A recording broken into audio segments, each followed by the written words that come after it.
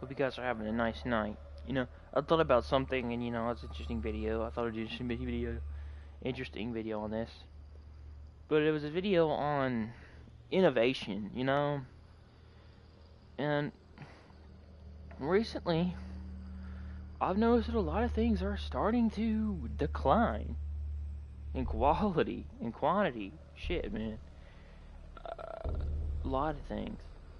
The gaming industry is starting to really crumble. The movies, the music, the uh, TV shows, everything. But don't talk about this. I grew up in a time where everything was starting to reach its peak of, you know, the time of, you know, starts to reach its peak of being the best, you know. I grew up in the 1990s, 2000s era, which I thought was probably the best era for everything. Um, the, I grew up when they had the the game systems like the Dreamcast and the Sega Genesis, the Nintendo 64, and all that stuff, man. GameCube. It had some of the best, if not the best, games of all time. Back then, it wasn't about graphics. It was about gameplay. It's about the enjoyment of it. There were a lot of games I played. Um,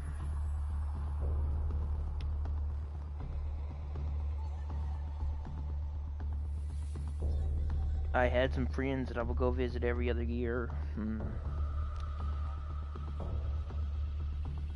Yeah, in Montgomery. Sorry, not Montgomery. In Mississippi, every year, almost every year, and they had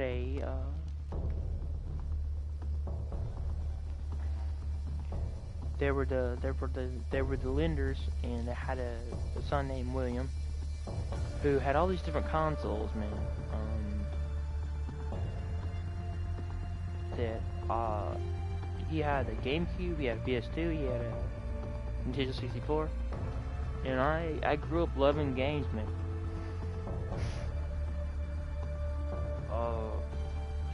I played games on there like Donkey Kong Country. I played Donkey Kong where you have to bang on the drums to get all the to get all the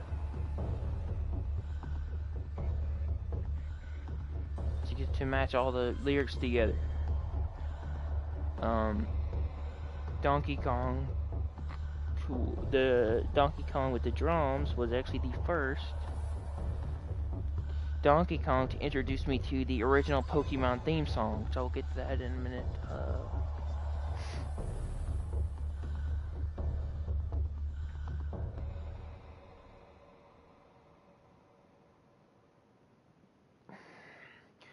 I grew up from a very young age, enjoying shows like, um,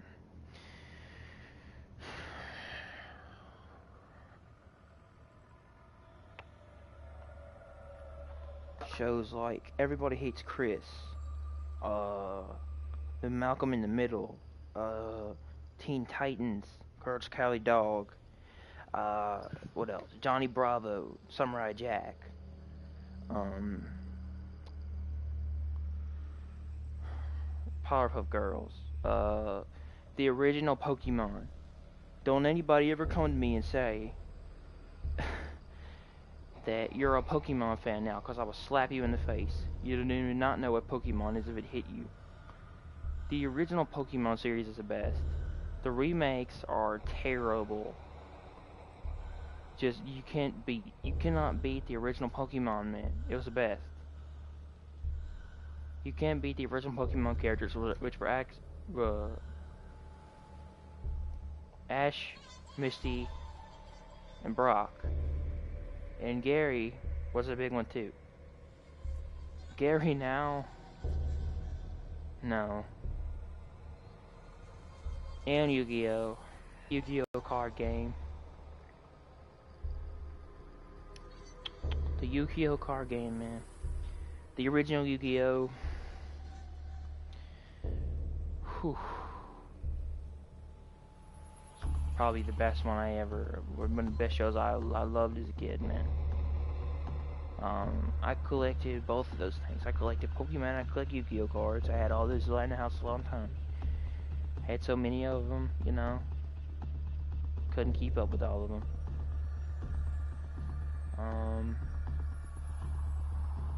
Teen Titans got me introduced into got me really into the superhero genre of shit, man. It got me into the whole idea of superheroes.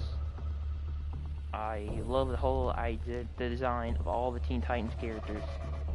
It even had Robin in there. It had Robin, Starfire. You know, it was an overall really great experience watching Teen Titans.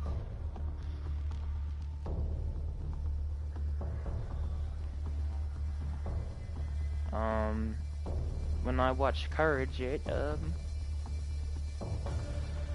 was a great show too.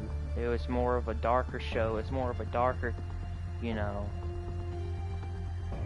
more of a darker show for other people. At the time, I didn't understand what it was.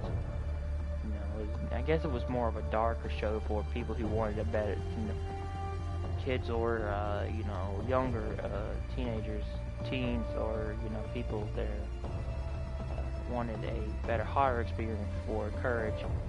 And it had a lot of moments in there that, you know, made you question, you know, if that was really a show for people who, really a show for kids, you know. But overall, Courage was a very, you know, PG-13 kind of style, kind of show. Funny, it had funny humor. It had, you know, a bunch of, you know, great dialogue with characters. And it had an overall really good setting of, you know, different events, different horror events, you know, that reflected a lot of movies and TV shows.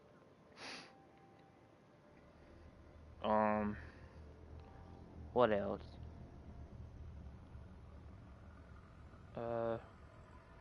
Everybody Hates Chris. You know, if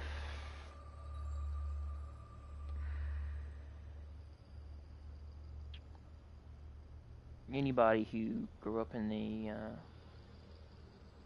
anybody who grew up around the 90s knew that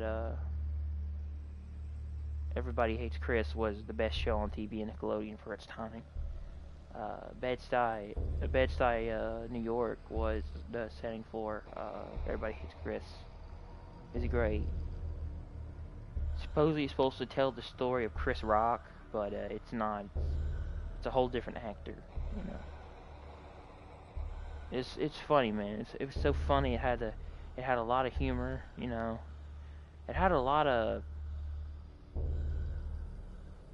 you know, black humor, but it was funny too.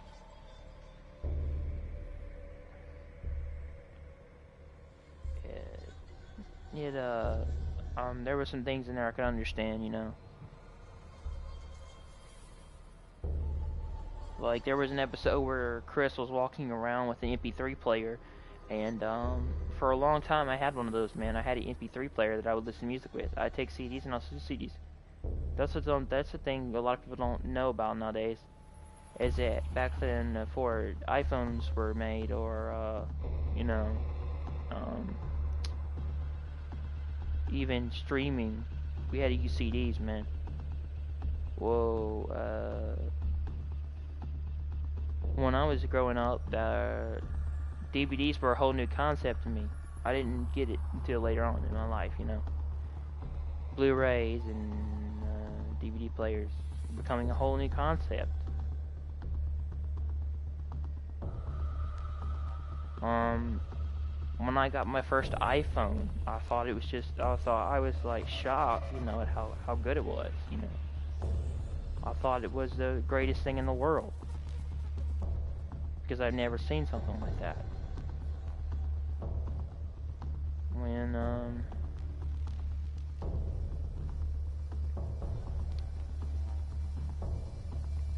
when I was introduced to the Sega Genesis, man. Innovation went out the roof, man. I love my Sega Genesis. I mean, I played it a lot. I mean, I was introduced to some of the greatest games of all time that I would play throughout my lifetime, which was Sonic the Hedgehog, Power Rangers, and Tomb Raider. And that carried on to the Dreamcast, which I played games like Power Stone Wall. I have a lot of memories playing Power Stone Wall with my mom, and Toy Commander, and Tomb Raider carried on through the Dreamcast. And I also got into sports games around the Dreamcast. I played games like 2K2, NBA 2K1, MLB 2K2, or 2K5. You know, it's just that's when I started getting into my sports game phase, man.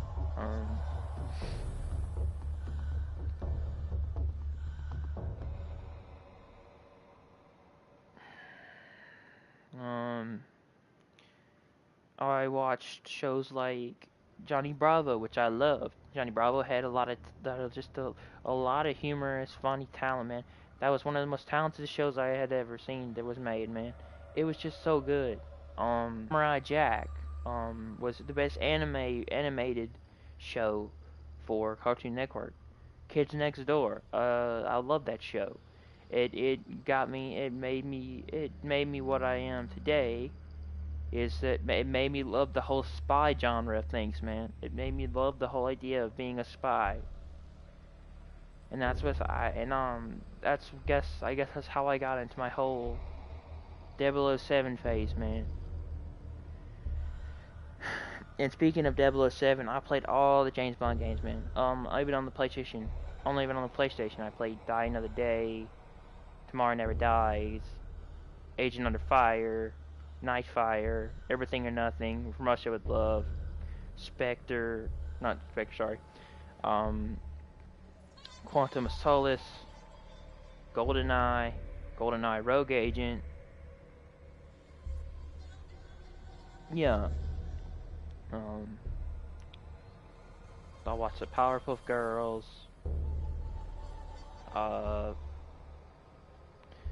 there's a show I got hooked on a long time ago. I believe I was, I don't know, I had to be 11 or 10, 12 maybe. And it was a show that, was kind of more meant for older people, but, I kind of liked it a lot. It was called Avatar The Last Airbender, and it was probably the greatest show on Nickelodeon I've ever seen, man. The greatest animations, the greatest overall presentation. For its time, Avatar The Last Airbender just blew me away with how good it was, man. How good it looked, how great of acting it was, and how overall the characters just drew me in to the show. I loved Avatar. And I got hooked on it, man. I watched all the seasons. Even Sozin's Comet, which was my favorite, probably my favorite ending to Avatar, which was Sozin's Comet. Sozin's Comet was probably my favorite ending to the whole series. I got so excited. I mean, I sat there and I was just, I don't know. I couldn't sit still because I was waiting for the countdown to Sozin's Comet. I remember, and I was sitting there and waiting forever for the finale of Avatar: The Last Airbender. I loved it. I loved the series.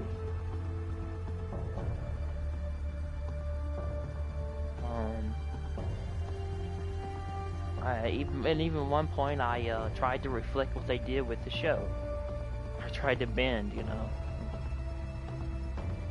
I was a kid, man. I thought a lot of this stuff was rude. I thought a lot of this stuff, I could do this stuff, It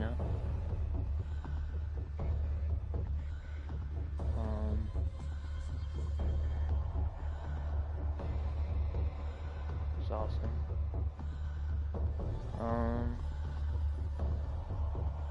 Also was in Harry Potter, man. I mean, I still am in Harry Potter, but not as much as I used to be. Uh, when I was around 10, 11, my grandmother, um, in Alexandria City, she was a big Harry Potter fan, and she got me introduced into the genre. And I wasn't such a big fan until then. And as soon as I watched my first Harry Potter movie, I was hooked from the point. I couldn't stop watching the series, man. I love the characters. I love the acting. I love the overall design of how the magic was, and how the illusion of how they did everything, how you could take something, you could repair it. Um, I love the overall design of every single thing with the movies, man. Um, I love the whole acting of Ron, Hermione, and uh, Harry, which was Daniel Radcliffe, Rupert Grant, and Emma Stone, which was all three of those characters were just blue. They were the. I really have to say that Harry Potter was probably a big part of my childhood, and it's always been that way. Seriously, I was so hooked on Harry Potter one time, I thought I could cast spells. uh, now I know where that's gonna get me, so I'm not touching that. it, you know, don't, don't, don't, don't try to cast spells. That will get you into some bad trouble. That will be bad for you. It will. It. Just don't dabble in dark arts. Anyway, yeah. So what I'm saying is, Harry Potter is a great series. It was great. Um, I read all the books. J.K. Rowling's probably my favorite author, next to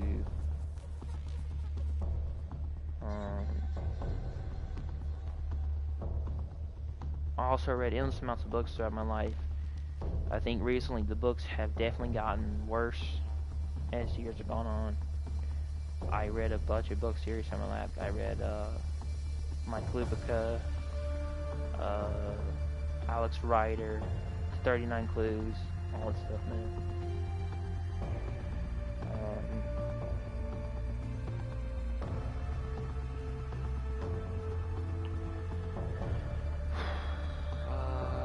What else?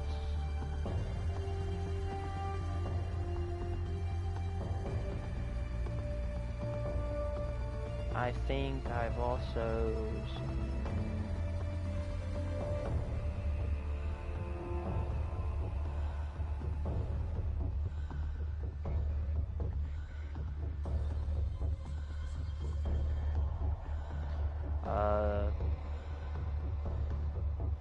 what else did I watch?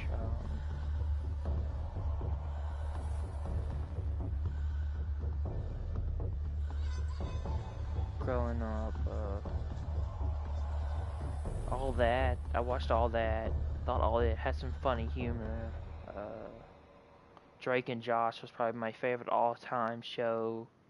Growing up as a teenager, or growing up as a person in his early teens, because I could relate to what they were going through. Because I had to deal with a lot of shit with my brother too. So I know how it felt. I know how it felt. Um, for a lot of annoying shit to go on. Well, what made it even more interesting was that every time they were doing something, their sister would come and torture them, which was quite funny, man. I enjoyed that. My favorite moments of Drake and Josh were the parts where Josh got a egg dropped on his head on the window, the paintball boombox where she shot him with paintballs. There's just a lot of epic moments from Drake and Josh that were great. Um, you know, just so many moments in that show made could relate to what I went through in my life.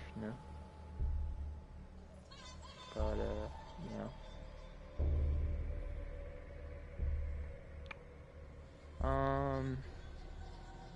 Malcolm in the Middle was another big one I could relate to because even though I didn't have as many siblings as they had, again, brothers fighting, makes sense. So, Malcolm in the Middle was a great show. It was very, very funny. I just said all the shows of the 90s and the early 2000s were the most, creative, humorous works of art that I've ever watched. Let's see what else.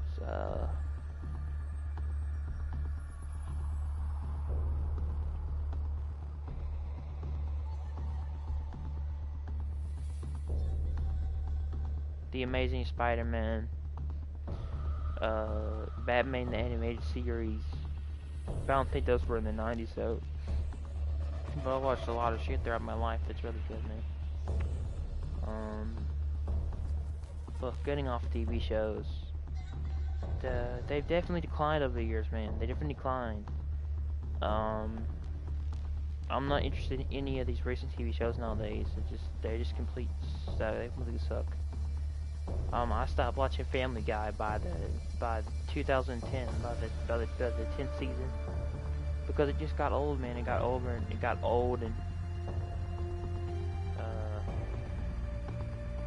less funny and became too serious and all about cringe. It took away all the sketches and everything that made everything funny, and the overall, wittiness of it turned into more of a violent fest, man. And this is a person who grew up watching Family Guy and all that shit from an early age, man. I even watch Adult Swim. I even have to admit that I watched Adult Swim when I wasn't allowed to, I watch shit like Robot Chicken, Futurama. I love Futurama, even though Futurama wasn't as Family Guy. That was a show definitely that I grew up watching in the 90s. Futurama, Minutia, Full Metal Alchemist, Naruto, man. Naruto was my childhood too. I loved it. What else?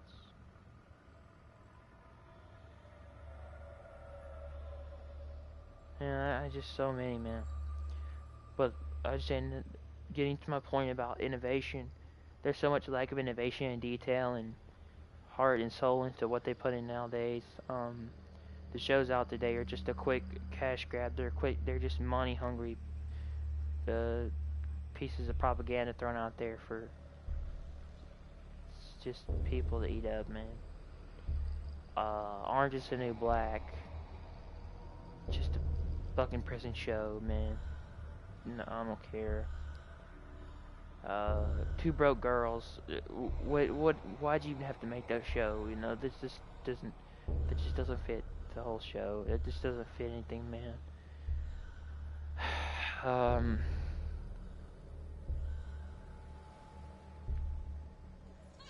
Big Bang Theory was good, man. I think that was probably one of the better shows on TV. Seinfeld, definitely. So I can give those two thumbs ups.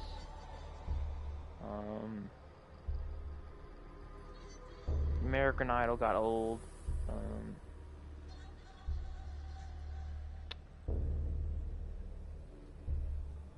What else? Oh, Game of Thrones. It's just a cash grab, man, for people who love medieval stuff.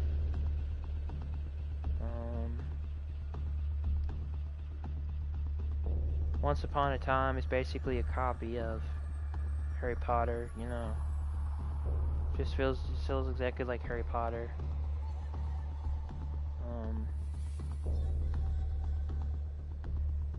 What else?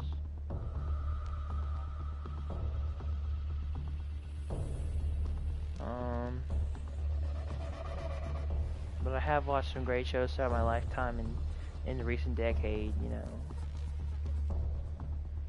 of the, you know, technology improving every year.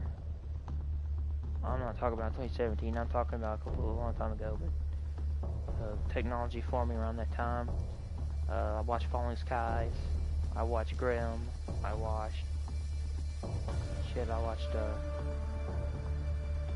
know, it's just, to me, some great shit, man.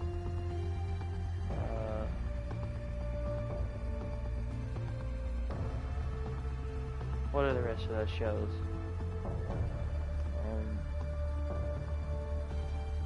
Criminal Minds is another one I love to watch. Probably because I really like to watch it. I really like watching it in school, and I was taking a whole course on forensics my sophomore year in high school, so it got me interested in forensic files.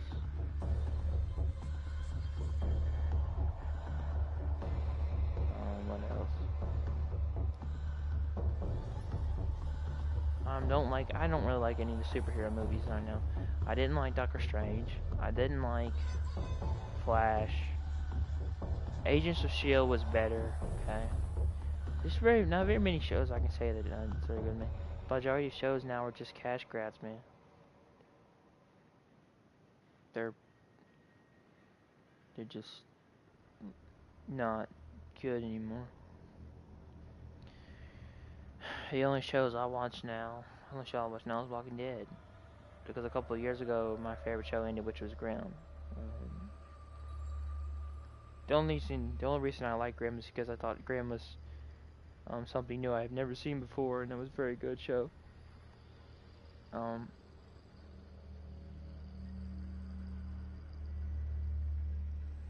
All these other shows suck ass, you know. All these modern cartoons, they're terrible.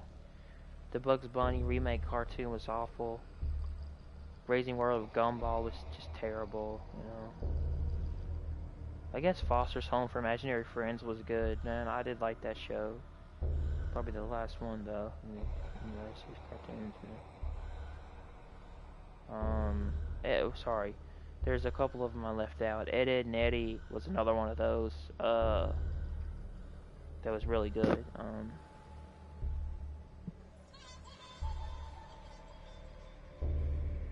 Just so many, man. But, Adventure Time it's just pathetic, man. It was just a show for kids. Stupid, man. Regular Show. What a stupid name for a cartoon. Regular Show.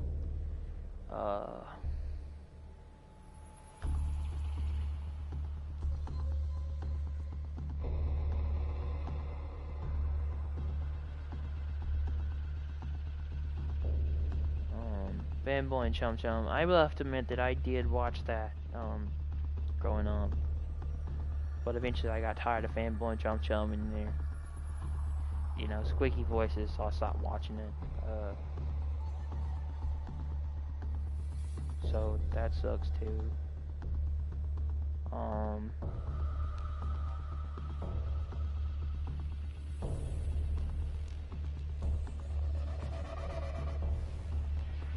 What else? Fanboy Chum Chum. I just said Fanboy Chum Chum. Sorry.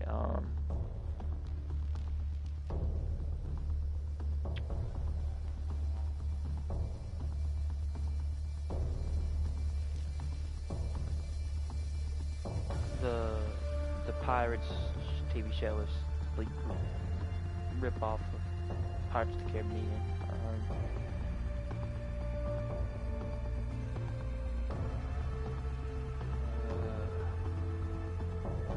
Modern day SpongeBob sucked too. I don't know if anybody If anybody, I don't know if anybody will disagree with me on this, but they do suck.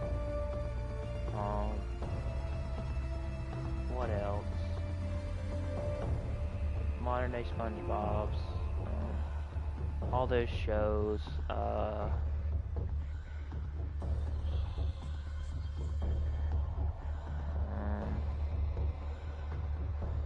The whatever the fuck is on Nickelodeon nowadays, Breadwinners, whatever that's about, delivering bread to ducks on Nickelodeon, whatever the fuck that's about, just some stupid ass cash grab.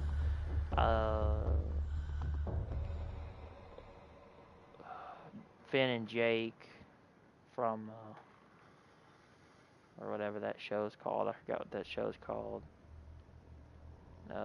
I did like that show for a certain amount of time, but eventually got just plain rude and crude and disgusting, so I stopped watching it.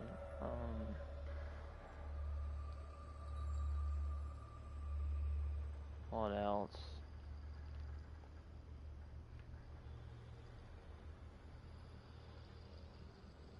Not Finn and Jake, that's Adventure Time. Sanjay and Craig, sorry. Sanjay and Craig just got really crude and disgusting, so I stopped watching it.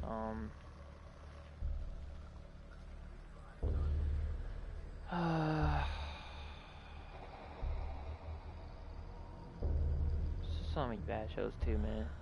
I can't think of them all. But, now I'm just moving away from TV shows. I'm just done with TV shows. I'm gonna talk about video games. So as I was saying, I was really interested in video games growing up. When I was younger, I played games for the fun of it, not for realism, not for graphics, not for simulation. I played it for the fun of it, and entertainment. I enjoyed it so much. Played stuff like shit like Guitar Hero, man. DDR. Not even hardly anybody remembers DDR, man. Dance Dance Revolution, where you would step on the dance pad and you would have to match arrows up with different songs. There was a bunch of different songs from a bunch of different eras, a bunch of different years packed into one, where you could hear some of the best music of all time on DDR, which I loved. I just loved sitting there and listening to the different previews of the songs from Konami. I thought that was great. There's some games I grew up playing on PS2 that I really loved, or not PS2, Genesis, like I said, Sonic the Hedgehog,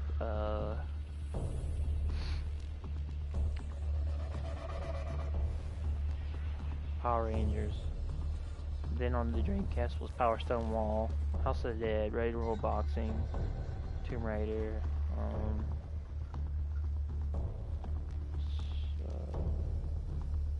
Toy Commander, shit like that, man.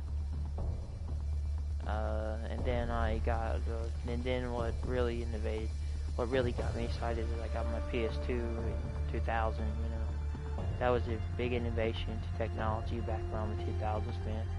Because the PlayStation 2 was the first console to introduce Blu-ray, or not Blu-ray, DVD player with 3D gaming. I believe 3D gaming came on PS2, because I think it was only 2D on PlayStation for its time.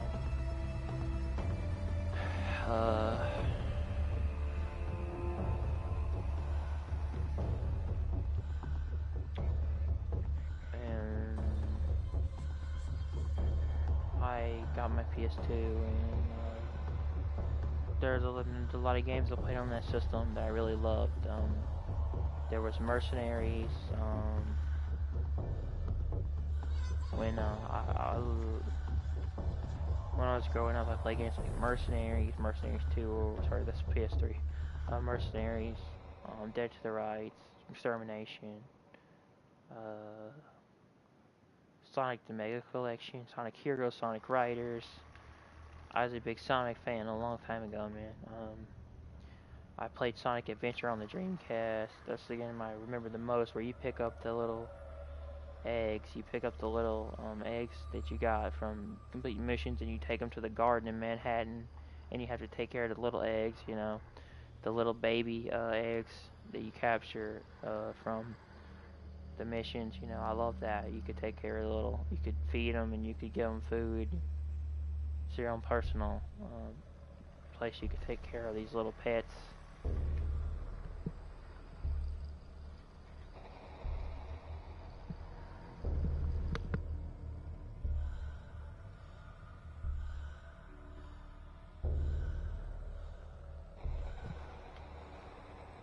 And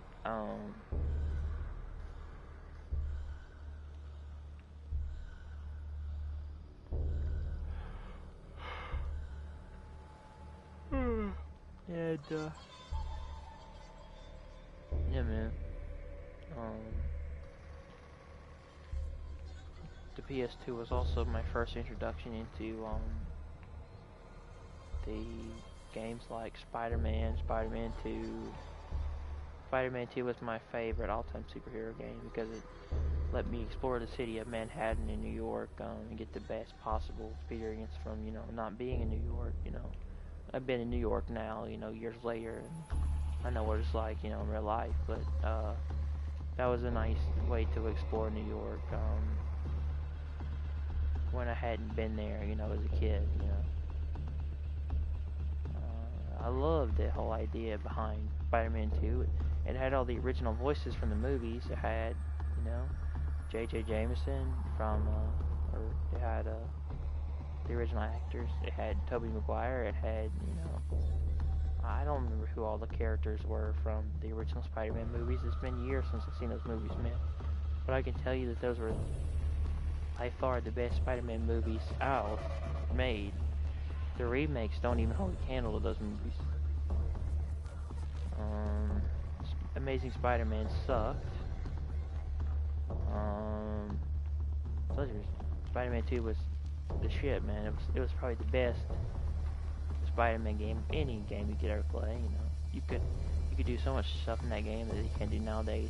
You could talk to the citizens of Manhattan. You could rescue. They would tell you what's going on. You had to go rescue people. You could play through Peter Parker's story, just like the movie. You could do different events throughout the story, just like the movie. Like you could, you know, there was a mission where you had to make it to the university in New York, just like in the movie, where you had to get there in time to meet Dr. Connors for the lesson, you know. There's also a moment where you meet Doc Ock. You know, there's also a moment where you get captured by Harry, just like in the original movie, and you have to get away, you know.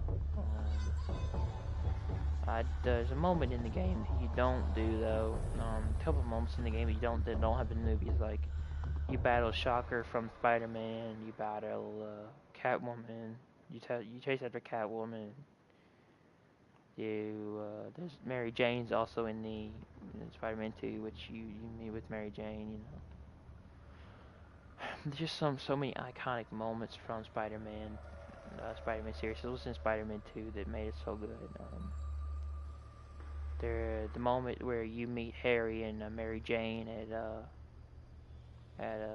the I believe at the restaurant that was in Spider-Man 2 was in that game. You could go to the Daily Bugle, and you could actually go inside and explore the Daily Bugle.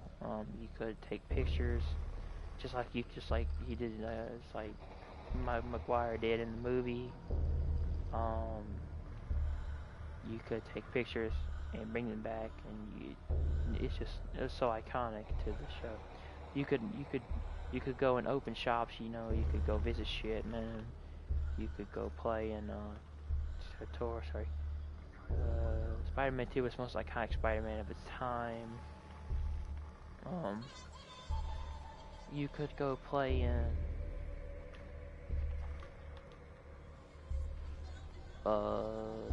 shit, man. You could go play in could go visit shops. You could just like walk inside a shop, like an interior. You can't do that nowadays in any game. You can play an arcade game inside of a video game in Spider-Man 2. It just proves it's just better, man. It's iconic, man. An iconic game. Spider-Man 3 wasn't even as good as Spider-Man 2.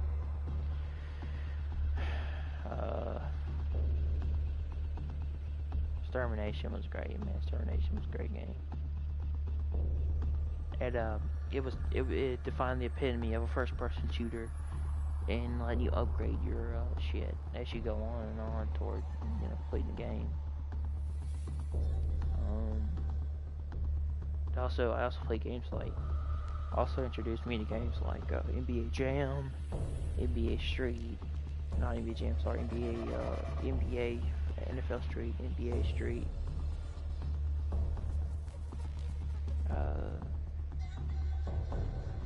What other games? Like I said, I played the whole entire 007 series on PS2.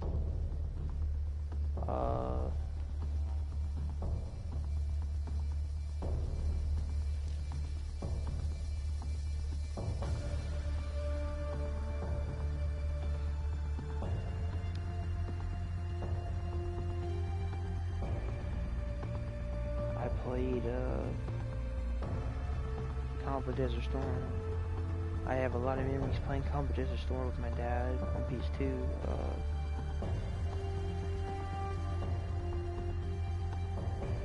Played Crash Bandicoot. So many memories. Played Madden. Basically, what I'm saying is, PS2 is probably my favorite. Probably my favorite console of all time, man. Because that was something like mind-blowing to me as a child, because I never seen something like that piece of technology before in my life. In the 2000s, it was crazy. I believe me and my brother got it. I believe we shared it. But, yeah. It was awesome. But really what blew my mind is when I got my PlayStation 3, man.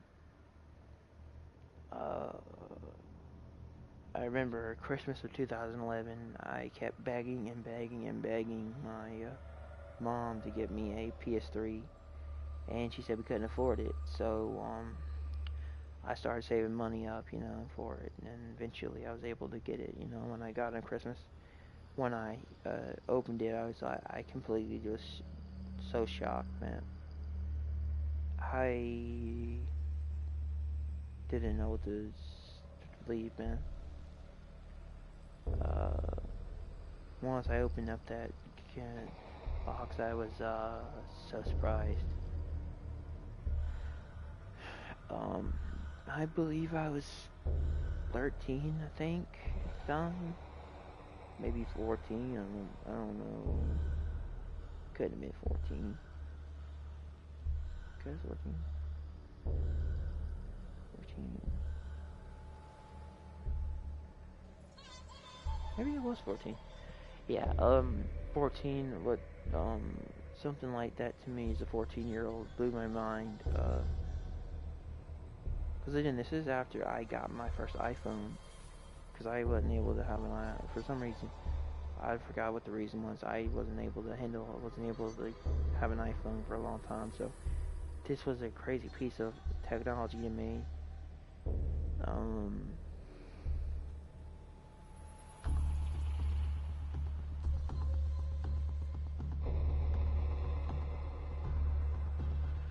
So when I got my PS3, I was just blown away, man. I started playing games that I've never seen before.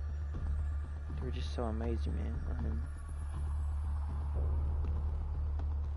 The PS3 was the first console to usher me into the HD era of gaming, which it was the first time I was able to play using high definition gaming, and it completely changed my idea of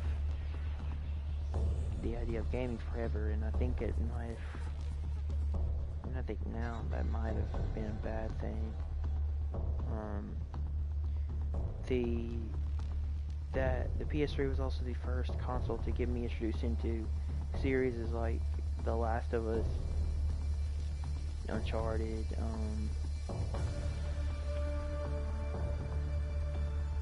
Beyond Two Souls was a great series, man.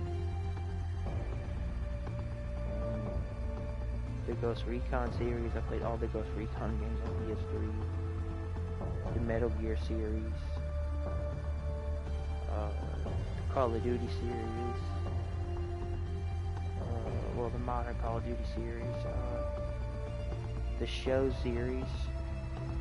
The first time I played the Show in HD on PS3. I really got should have done the Show on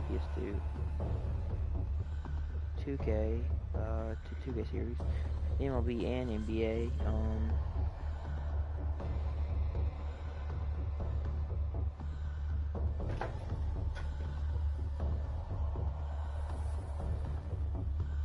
Madden,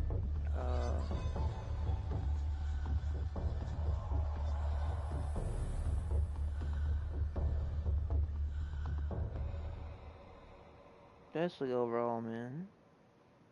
PS3 was the first console that introduced me to a whole new generation of technology, and you know, like that's the first time that I ever saw the internet on a PS, on a gaming console.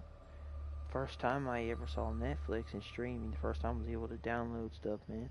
First time I was able ever to stream music directly over my system in video quality. The first time I was able to play online, because that's the first time the PS3 was the first to usher in a new era of online gaming for the PlayStation. The Xbox already done that, but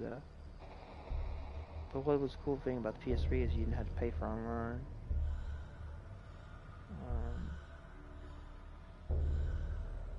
But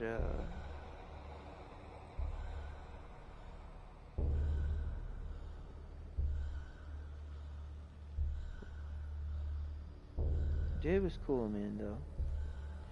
That was a lot to process, though, for my teenage 14-year-old brain, though, man. So it was pretty big for me.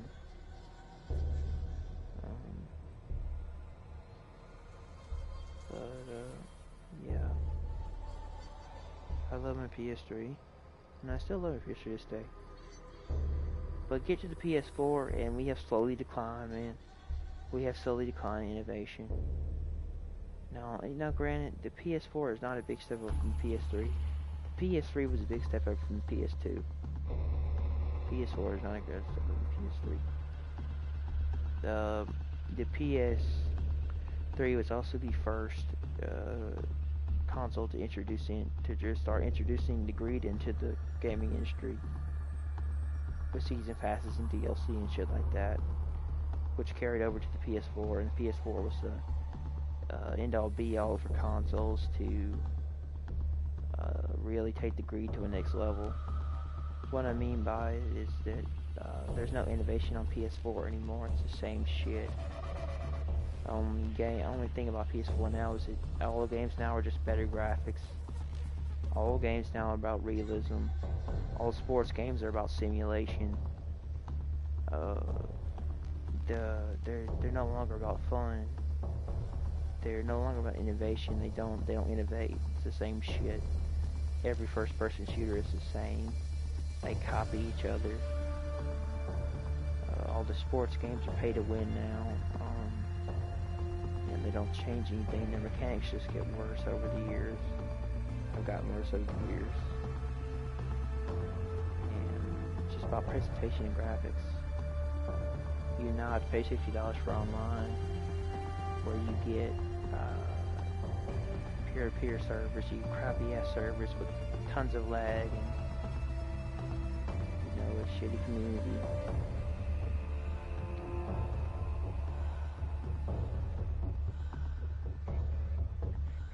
Boring, repetitive games with lack of content, unless you want to pay more and more money just to get the rest of the content in the game you pay for to begin with. Now you gotta shell out $60 to get the game and the rest of the content too. You gotta pay more money for that.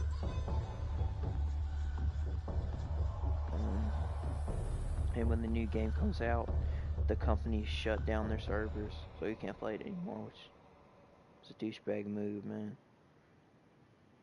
Um, Constant patches and updates. Uh, Endless load times, man. Uh, Really, really long updates. Just overall, man, terrible experience now.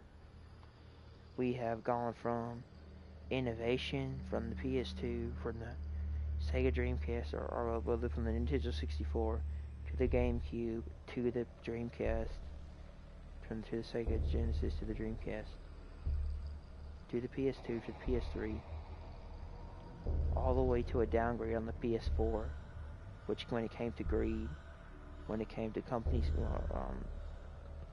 because now all companies do is lie. Like Sony lied about the PS4 running all their games at 60 frames per second at 1080p, which almost all the games run at 30. Not all of them run at 30. There are some that run at 60, but very few do.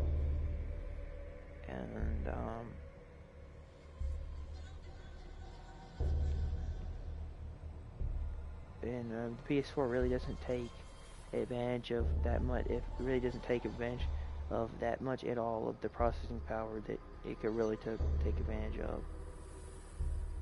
It's all about the money nowadays, man.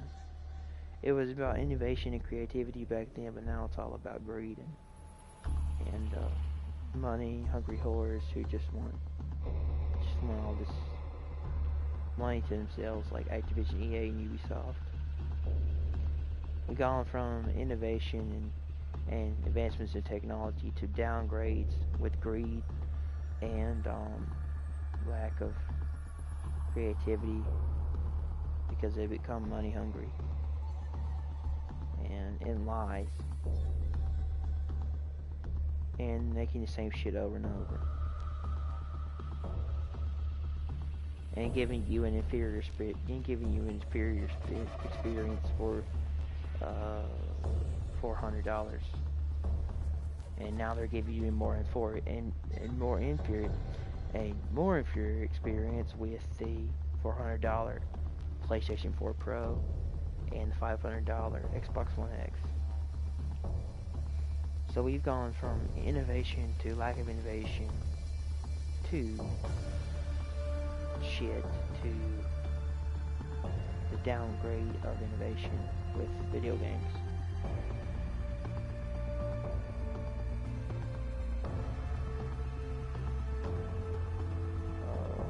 Yeah.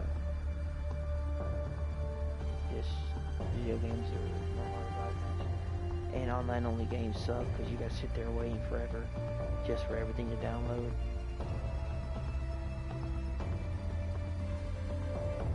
I'm tired of the lack of innovation with games.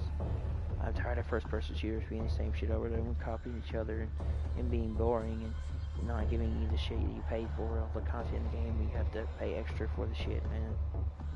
I'm tired of Sony not giving us dedicated servers and Microsoft not giving people dedicated servers either, and everything being peer on console and all this lag, man. Companies not caring anymore about the consumer.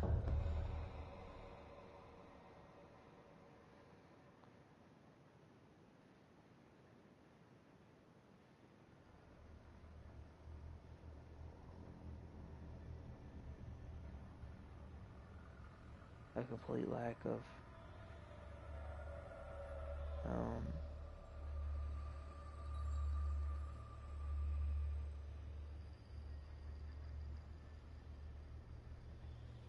complete lack of not caring for the consumer anymore, man.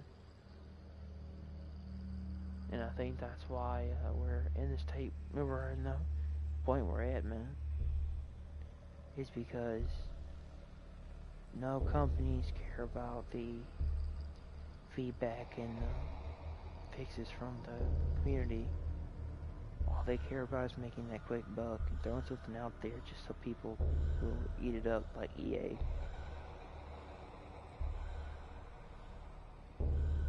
And that's why I want to save up money and I want to go to PC because I hate the gaming industry, especially the AAA console gaming industry because it's just all about greed. You know. And that's the video game industry, man. Last thing I want to talk about, I think I've already covered TV shows. I've covered video games.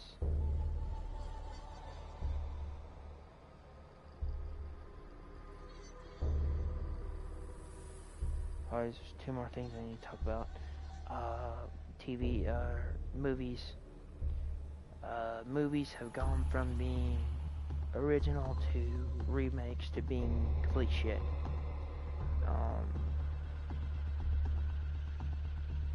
The last great movie I saw throughout my life was probably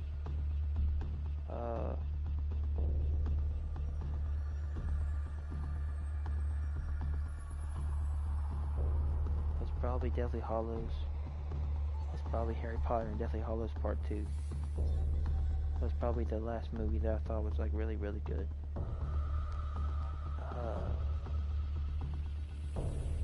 Because they keep remaking shit over and over, you know, you don't need to remake, man. The reason why movies have gotten worse is because there's a bunch of things that have ruined it. One, just overall giving no shits about making a movie anymore. Two, terrible acting. Three, lack of a good story and good content. And four, just overall not giving a shit about the best experience possible to give the consumer who paid money to go see the movie. Just throwing some filler material here and there and make money. Just CGI everything in, you know. No longer about creativity and, you know, time into it. That's why I hate the Spider-Man movies, man. Because they're all about CGI, no longer about telling a good story like the original ones, what the original ones were. Spider-Man, the Amazing Spider-Man, Amazing Spider-Man 2 sucked ass. Homecoming, I wasn't interested in that movie.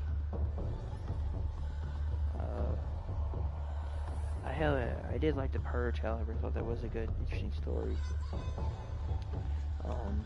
Cloverfield was a good story. Cloverfield 10 Lane was a good story.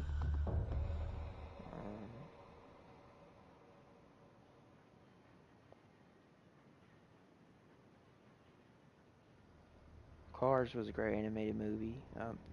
Cars was an animated Disney movie with great acting. Didn't have the best overall plot to it, but it had great acting and just had an overall story that would, you know, that hooked you from watching it.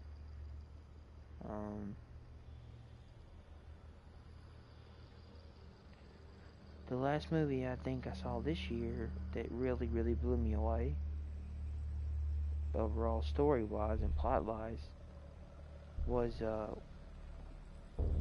War for the Planet of the Apes. Probably. Where at the end of the movie, Caesar dies trying to save his family. That was very, very sad.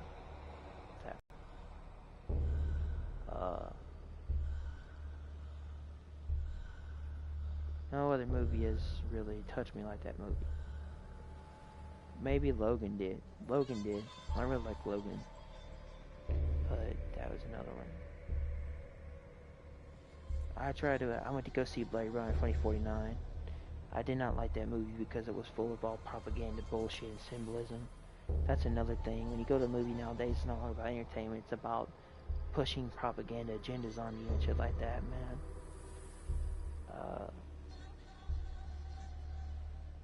Movies nowadays are just about, you know, money. They're no longer about creativity. The remakes of, I think Toy Story 3 was actually the last best movie, Disney animated movie to come out. back in 2013, I believe. Um, or was it 2010, 2011? I don't remember. The Star Wars remakes were shit. They were awful. They were terrible. Again,